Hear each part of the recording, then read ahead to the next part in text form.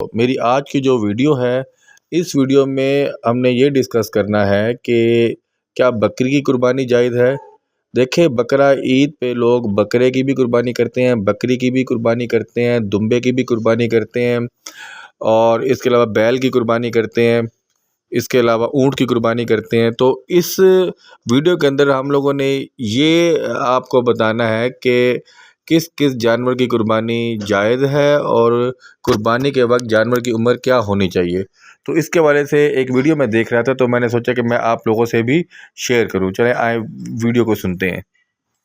پھر آگے ارشاد ہوتا ہے کہ جو قربانی میسر ہو اسے قربان کر دے۔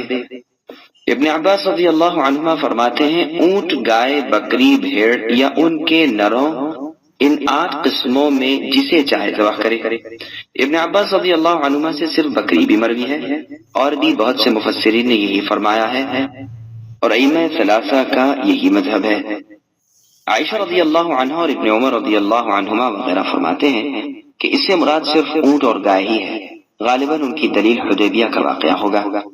اس میں کسی صحابی سے بکری کا ذبح کرنا منقول نہیں، گائے اور اونٹ ہی ان بزرگوں نے قربان کیے ہیں۔ بخاری اور مسلم میں جابر رضی اللہ عنہ سے مروی ہے کہ ہمیں اللہ کے نبی نے حکم دیا کہ ہم 7 سادہ آدمی گائے اور اونٹ میں شریک ہو جائیں۔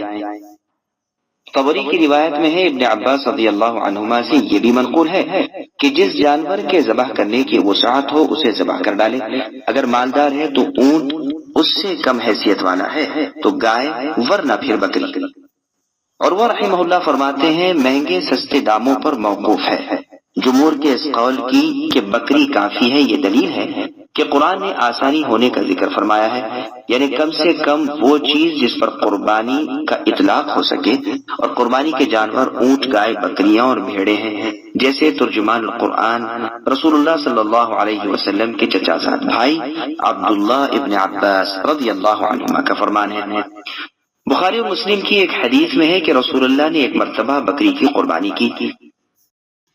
اس ویڈیو کے اندر بہت ہی پیاری باتیں ایکسپلین کی ہیں علماء کرام نے، اور بتایا ہے کہ کون کون سے جانور کی قربانی آپ کر سکتے ہیں، جانور کی عمر کتنی ہونی چاہیے۔ تو یہ سارا اس ویڈیو کے اندر بتایا ہے۔ ماشاءاللہ سبحان اللہ، مجھے یہ ویڈیو بہت اچھی لگی ہے۔ اللہ پاک جو ہے آپ سب بھائیوں کو توفیق دے کہ آپ بھی بقرعید پر خوبصورت اور اچھا جانور قربان کر سکیں جو اللہ تعالیٰ نے حکم دیا ہے۔ اوکے، اللہ حافظ۔